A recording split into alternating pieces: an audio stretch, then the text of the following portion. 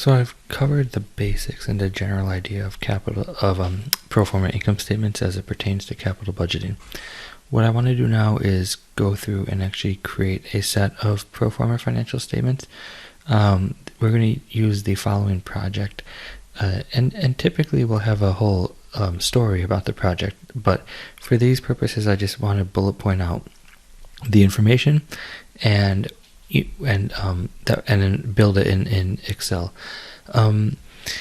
So there's a couple of ways to sort of tackle this type of problem, and it's important to sort of think about what are we looking at. So once we see sales of 10,000 units per year at $5 per unit, variable cost per unit is $3, I think it's important to, before we even jump into the pro forma statements, create a little table of what our sort of almost like what our marketing plan looks like and our operating plan. I'm going to combine it and just make one simple table.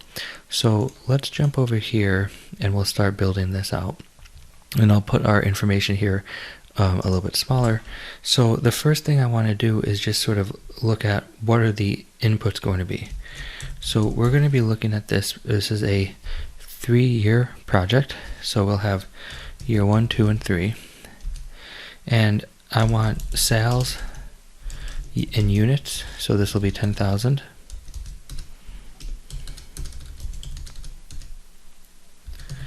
Okay. And as we go, I'm going to definitely want to keep this formatted nicely. And then we're going to have our price per unit and our cost per unit. So the price per unit is $5 and the cost per unit is $3. And again, I want to make sure everything looks good here. It's very important that our Excel models and spreadsheets are well labeled. The other thing that I've mentioned as I've done in Excel is I also want to make sure that we know the inputs are all in blue font. And that's going to be important, especially as we start building our income statement, our pro forma income statement and balance sheet, because when I'm referencing other cells, if I can indicate only what's important, only what's input as blue, you know that the model works and the only thing you'll need to change is the blue fonts. There's a whole bunch of other information here. You know, the no salvage value, 3 years we've already used, the cost, depreciation, the investment in inventory, the investment in the accounts receivable and accounts payable, and the tax rate. We'll deal with all those later, but I think for now we can start our pro forma income statement. So we'll do that here. And as we do this, it's important to recognize that we're going to be making this income statement for years 1, 2, and 3. So each year has its own income statement. For this problem, it's not going to make a big difference because you'll see in the end that it's always going to be the same for each year. But as we look at other problems, you know, you would expect sales to differ each year as an example. And so we want to make sure we have all our income statements. And in Excel, it's really easy to do. So we'll start with revenues. And I want to make use of my inputs. So I'm going to say my revenues are the sales times the price per unit. And that formula can be copy and pasted over, so I only need to do it once. We're going to then look at the cost of goods sold and the fixed costs. So my cost of goods sold is going to be negative cost per unit times sales, and we'll drag that over. Okay. The fixed costs are given to us as $5,000 per year. Now I could do this a couple of different ways. I could create a little table here of inputs and then reference those cells, or I can just input them directly into the income statement. And I think for now I'm going to actually create that little table. I'm going to actually keep adding into my table above here. So let's give a little bit of space. So we will do Okay, so we're going to have our fixed costs. And the reason I'm doing it this way is just to have make it so that my income statement will just be referencing these inputs. So I think that's probably better. So the fixed cost will be $5,000 per year. So I should actually say fixed costs per year. Keep everything labeled nicely. Bring that over so we can see it. And then let's also put in here our depreciation, which will be $7,000 per year, because we'll use that shortly in format. All right. Okay. So fixed costs, we're going to make negative 5,000, and we'll just be using what we have. And then we're going to have our depreciation here. So depreciation is going to be negative the depreciation cell. And let me label all these so that they're dollars. So it looks good. All right. Now, so you'll notice here that I do like to put, when I build my models, I do like to have the expenses as negative numbers. And so what that's going to allow me to do is now when I go and compute my EBIT, I can just sum up what's above. So revenues, expenses. And so I get $8,000. Now, we have our tax rate of 34%, so let's add that to our inputs.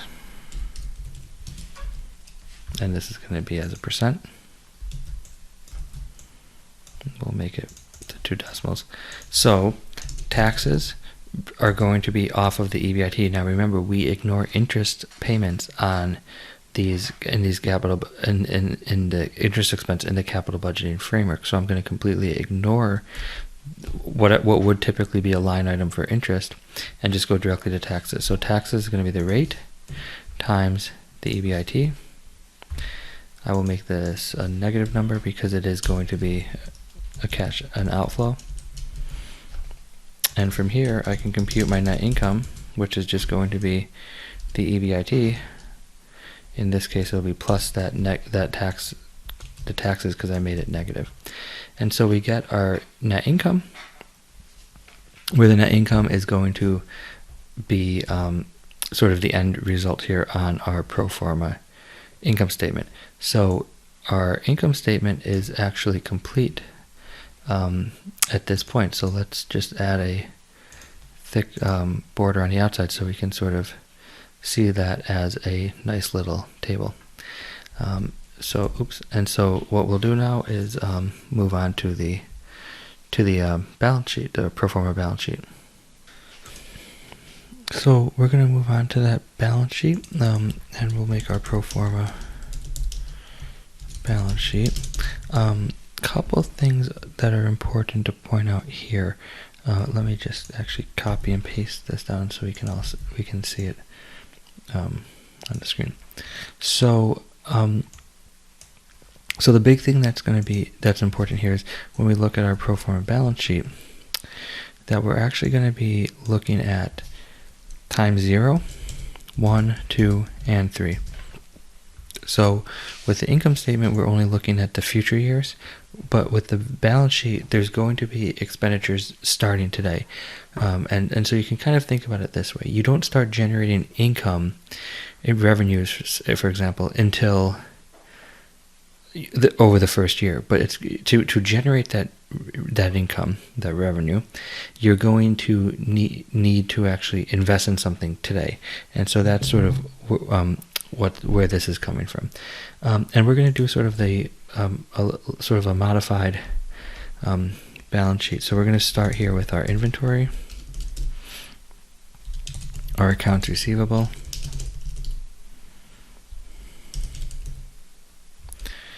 and so we'll just input directly. So our inventory, the project is going to need $30,000 in inventory to start the project. So our inventory will be $30,000, and that actually is going to stay with us for each of the first 2 years. at the end of the project, you're going to sell off all that inventory. So you're going to have inventory of 0 in that last year, and because you don't maintain you're not going to actually maintain inventory, right? In other words, you buy $30,000 worth of product today. When the project is over, your expectation is you've sold all that inventory. So that's our inventory. Our accounts receivable is $15,000. And it's the exact same idea, where that's going to be $15,000 of accounts receivable that will be maintained, and then we'll draw it down to 0. So this gives us our total current assets, which will just be the sum of these two. And I should, to be clear, put these in as inputs, because I'm going to input those directly. And then we have our fixed assets. So our fixed assets, we're going to start here with our investment, which is $21,000. The firm, the project cost is $21,000. Okay, so we're going to start with that. Make that blue, and then each year we're going to take that and subtract. So because I have a negative depreciation here, I'm going to add a negative number. I'm going to subtract depreciation for that year. All right. So each year you'll see that my fixed assets book value is dropping by the depreciation by $7,000 each time. And so this is my fixed assets. Then I can compute my total assets, which will be the current plus the fixed for each year. And then we're going to switch now to the sort of the right hand side of the balance sheet, which is going to get us our accounts payable. So this is a liability, short-term liability. It's $35,000. And it's the same idea. We're gonna have that for each of the first 2 years, but in the third year, you draw down, and or in this case, you're going to pay off. So whatever you owe, you pay, and you end up with nothing owed at the end. And so from here, we can actually we could actually compute our net working capital, which is just going to be the current assets minus our current liabilities. And so we can, put that in throughout. And so basically this is our balance sheet. So we now we have our balance sheet, we have our income statement. These are not, remember, these are not this is nothing that's going to go and be audited. These are very simple that we're going to use for our projects. We're trying to minimize hard coding, so we're trying, when we can, we reference, like in this case, we're going to reference the depreciation, so that we, if we change depreciation up here as an example, if we were to change it, it's going to just flow through all our financial statements. So that's really a really nice piece of this. So the last thing we want to do here is make our pro forma statement of cash flows. And this is going to now be a lot of referencing. So we're going to have our operating cash flows. Okay.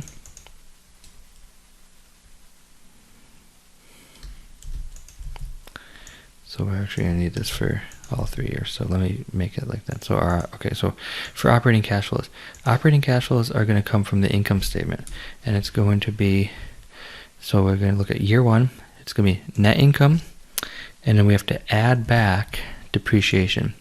So we're going to take negative of a negative number to get to positive to add back depreciation. Remember, depreciation is not a cash flow; it's a non-cash expense, and so it's very important that we add that back to as we look at our operating cash flows. And it's going to be the same for each year. Then we're going to look at our change in net working capital. So here's the key issue here when we look at sort of it's a modified statement of cash flows, but these are the operating cash flows. So the change in net working capital. So this is the level. The balance sheet is the level. We only want to know what is going in or out each year. Okay, so we're going to take, for example, here, it's going to be right. We're going to spend $10,000. Right, we have to increase. It's an investment in net working capital. But then each year, right? So we're looking only for the change. So if we had 10,000 in year 0, and then we still have 10,000 in year 1, there's going to end up being no change. Same for year 2. In year 3, right, we're going to see the change. So let me see what just happened here. That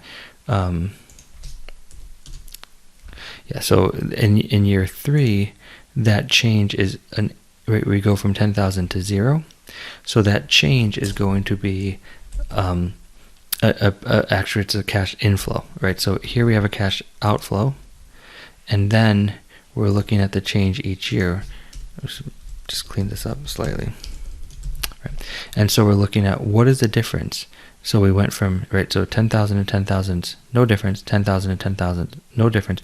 10,000 to 0 is right, we're getting 10,000 back in this case. We're dropping it down. And then the last piece here is going to be our capital expenditures. I'll just call it CapEx. And we can look at our total fixed assets. So we're going to spend 21,000 here, but then notice it's going to be 0 the rest of the way. These are not. There's no cash changes here. This is a book value, and the depreciation is taken out. So very typical that this would be the case, and this will finish up our sort of our modified statement of cash flows. We haven't completely talked about sort of the total cash flows part, but we can do it pretty quickly here, and just, if you sum up everything, that's the actual total cash flows each year for the project. So we'll just do that for completeness now, and that's basically it. So we've built our pro forma income statement, pro forma balance sheet, and our pro forma statement of cash flows. These are not audited. These are not complete. If you're looking at it from like a company's financial statement filings. But for our purposes, this is exactly what we're looking for.